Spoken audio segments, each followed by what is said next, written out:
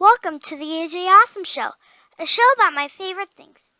My name is AJ, and this episode is going to be all my questions from the Double or Nothing press conference. I hope you like it.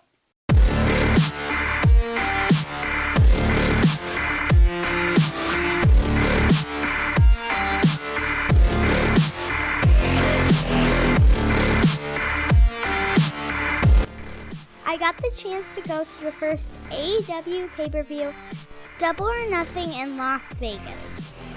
I got a copy of Cody's new book, and I got to sit in the media section. When the show was over, I got to be a part of the press conference. How does it feel to be a part of Double or Nothing? Incredible. Are you a fan? Do you watch as a fan? Yes. So do I. So to be a part of something that I've watched my entire life is a very surreal, very incredible moment. Great question. Thank you. You're welcome. Hello. Hi. My name's AJ from the AJ Awesome Show. Nice to meet you. I have one question to ask you. Out of every part of the show, except for your match, what was your favorite part of the show? My favorite part of the show? Ooh, that's a good question. That's a tough question. I'm pretty sure you're going to get a lot of and hi. I thought the Cody, and I'm not being biased, I thought the Cody and Dustin thing was extremely special, just because I've known both those guys for so long. So seeing that kind of formulate and then come to fruition was incredible. I think Moxley showing up at the very end was unexpected and wild. Man. I think it was the Cody and Dusty, that was probably a big thing too when they were chanting Dusty. When the audience was chanting Dusty, I kind of got choked up a little bit. So I can only imagine how those two were in the ring. But I think the embrace at the end between Cody and Dustin and the combination with Dusty chants, I mean, you can't write anything better than that. What is next for AEW? Oh, wow. That is a very, very good question. What's next for AEW is we have to revolutionize this business, and I think tonight was a good start. Yep. And I mean, the other answer is, well, we have another show coming up. It's called Fighter Fest. So that's coming up in June. So now I'm just already thinking about that. Yep. Like, how do we make that show just as cool and just as good? We needed to hit a grand slam tonight, and I feel like we did, and we're on our way. So thanks for the question. Guys, Who do you want AEW to sign next out of everyone in the world?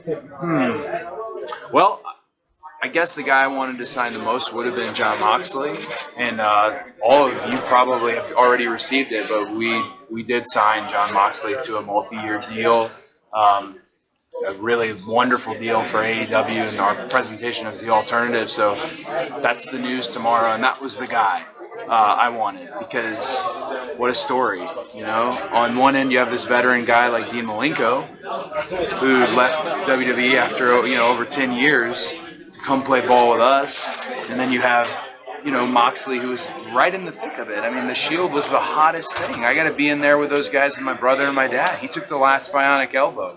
So I just got this connection with him, and he has a connection with the fans. And I don't know if you guys saw, but when he was in the ring, he's literally like unhinging, and just coming out of whatever shell had been put over him. So I was just really happy. And I'm not happy he went after Kenny, but I was really happy. So Moxley, wish we did.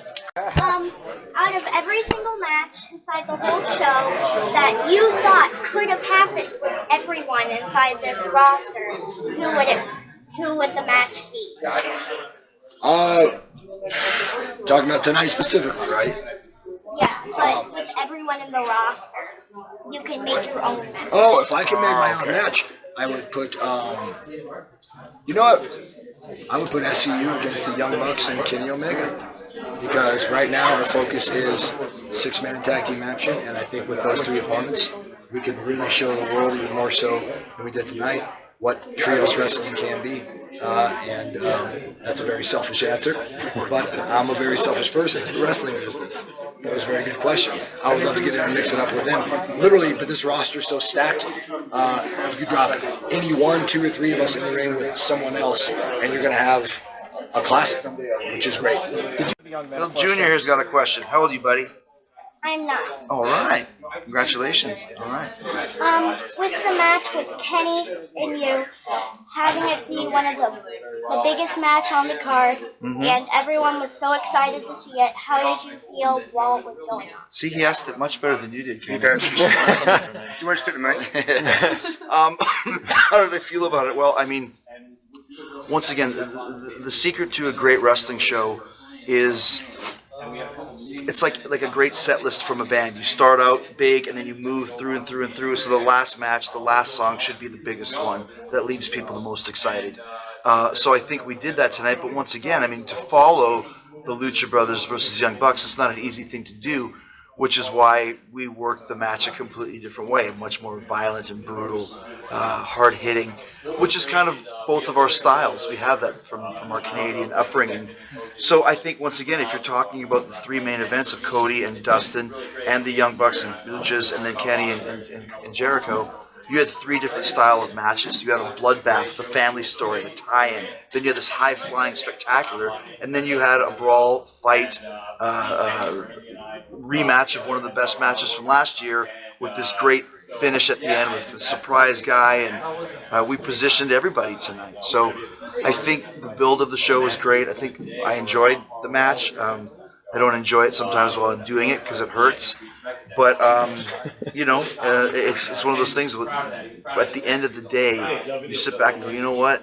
After 4 months of anticipation, I think everybody got what they expected and more. I hope you enjoyed this episode of the AJ Awesome Show. I would like to thank everyone from AEW for giving me this opportunity. I hope you liked the show.